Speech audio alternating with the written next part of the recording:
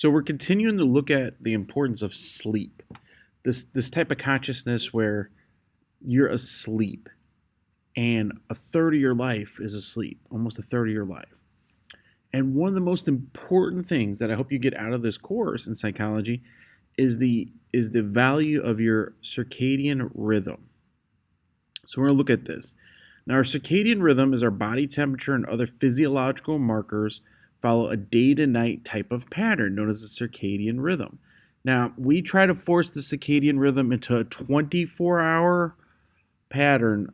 However, without clocks or no awareness of time, your body is probably more on a 25-hour cycle than a 24-hour cycle, but we base our clock system on a 24-hour cycle. What happens is the body temperature, the beginning of the day, it rises in the morning as the morning approaches. So you start getting hotter in the morning, which makes it easier to get up. Then it's high and it's higher during the day. Your body temperature's up. And then it starts dipping in the early afternoon. And I don't know if you guys noticed this, but you can look over. I don't know about you guys, but some people get tired after school. It's kind of like that 3 or 4 o'clock is kind of like that sweet spot where you start getting real tired.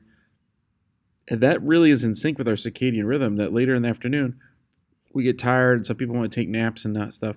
And we're learning, actually, as adults, you don't want to take naps. Most psychologists and most studies show taking naps are not a good idea unless you're doing a power nap, which is this idea that you're only going to nap for maybe 20 minutes, 30 minutes tops, because you don't want to start getting into your sleep cycle, and then you could go into REM, and then that would be really a challenge. Remember, it only takes about an hour and a half to go through all your cycles and to go through REM. So going through a sleep cycle could really screw you up and make it really hard to sleep through the night, and it could throw you off, make you feel like you have insomnia, you can't sleep at night. So you want to stay on and work with your circadian rhythm. You have to listen to your body and the physiology and stay with it. Now, then it begins to drop again and sleep at night, and you start to cool off at nighttime. And I don't know if you guys have noticed that a lot of people tend to like it cooler at night when they're trying to sleep. And they wake up probably because our body is getting a little bit warmer. Now, our circadian rhythms vary with age and person. It's not an exact science, but your circadian rhythm might be a little bit different than mine, but they're relatively within a 24 to 25 hour cycle. Newborns can spend 2/3 of a day sleeping. Older adults tend to peak in the morning, and then we tend to decline as the day progresses. So we get a lot of stuff done the older you are as an adult, and then you start to get tired and wear down in the evening. While adolescents and young adults tend to be more energetic in the mid to late evening.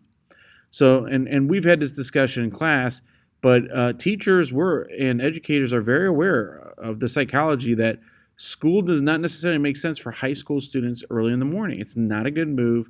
There's a lot of discussion about moving school back later. The problem is, as you guys can see, is your circadian rhythm as a teenager in high school, where you got a lot of energy in the afternoon and the evening, and you're tired in the morning, goes against the circadian rhythms of adults. So like myself, I tend to be more productive, get stuff done in the morning and the afternoon, then I get tired and want to relax more in the evening. You guys might just get started. Well, unfortunately, the adults and the parents have power over the teenagers, so they don't want you guys having football practice till 8:30 at night. They want to go home. They're tired.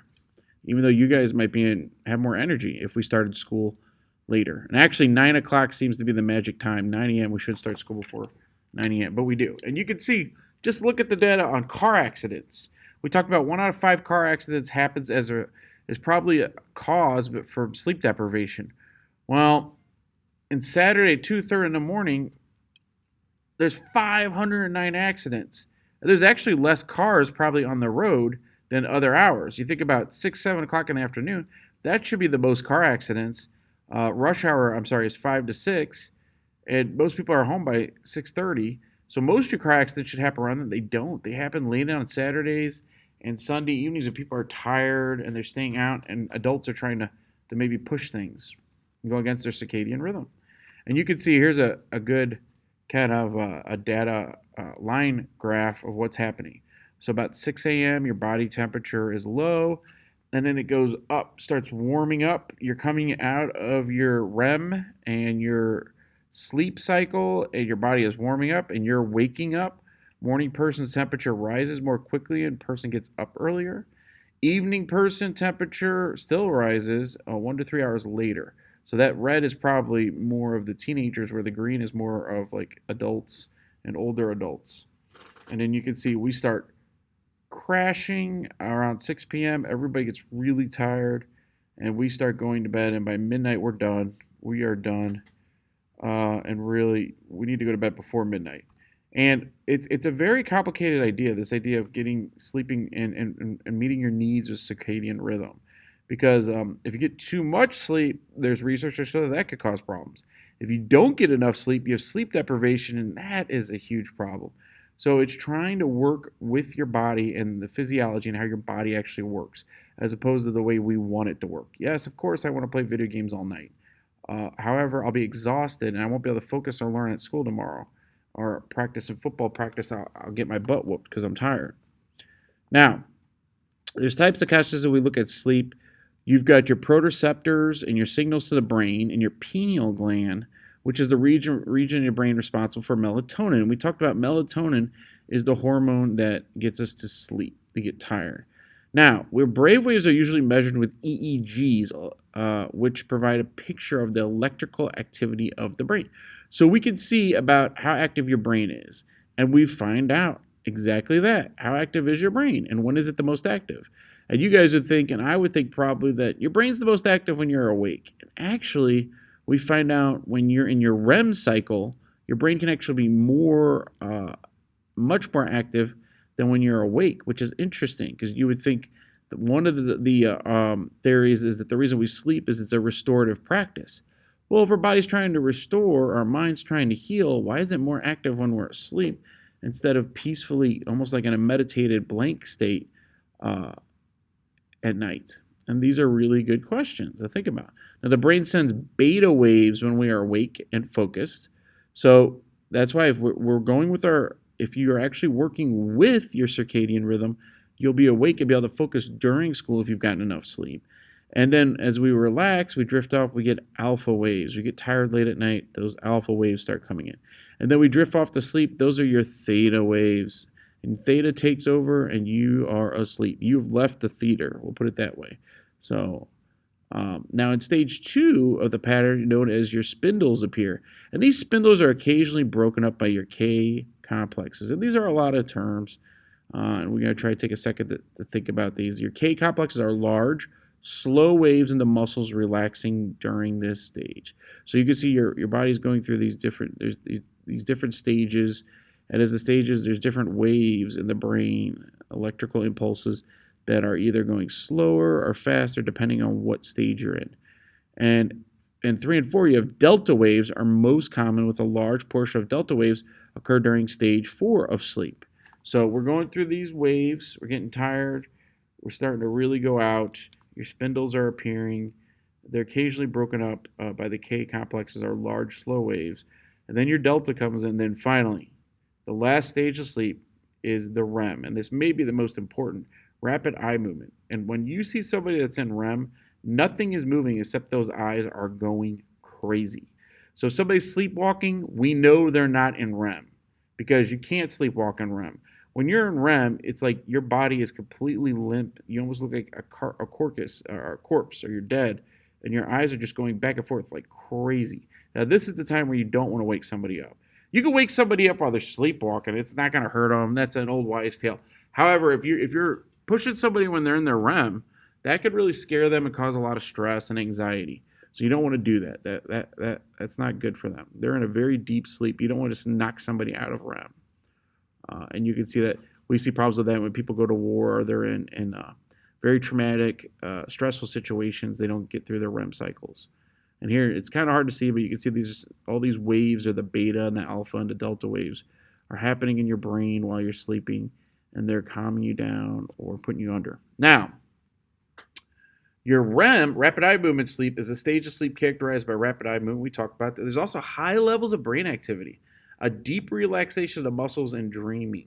So your body's not moving at all. Your brain is going cray-cray. Your eyes are going back and forth. That's REM, rapid eye movement. They go, And this is what's crazy to think about, that you would think this is when somebody's up sleepwalking or moving around or kicking and punching people. You don't. Your body's not moving at all. It's almost like your body is comatose. And you're so deep into your dreams. Almost all, if not all, your dreams happen in your REM sleep. Now, NREM is the non-rapid eye movement. This is the other type of sleep. This stands for your non-rapid eye movement, and this is the time when we will dream. And NREM, we're not dreaming as much as in REM is when your brain is going crazy and having lots of thoughts. And you can see at the bottom you got your stages, and finally stage 5 is REM when you're out. So not your eyes aren't moving the first 4 stages, but they go crazy at the end. Okay, so also some stages of sleep. During the REM sleep, your brain isn't as active as you are when you're awake. It's called a paradoxical sleep. And the paradox is, if you understand, like a paradox is something that is true but doesn't seem like it should be true at all. And that's very paradoxical about your REM. If your body is so out of it and you're such a deep sleep, why is your brain so active? So that's kind of a paradox. It seems like if you're completely asleep, your brain should not see anything. So here's the stages. Your stage 1, you're only in it for about 5 minutes. Stage 2, 20. Stage 3, 10. Then you go to stage 4, which is a 30-minute period. And then you go back to a 3 to 10-minute stage of 3. And then you go back to 2 for 10 minutes. Stage 1 for 1 or 2 minutes. And then boom, you hit your REM, which is about 10 minutes. So this whole process takes about 90 minutes or an hour and a half. So in theory, you should be able to get through one REM cycle, sleep stage cycle, in about a 90-minute, hour and a half period. That's why you don't want to let somebody get past that 20-minute stage 2.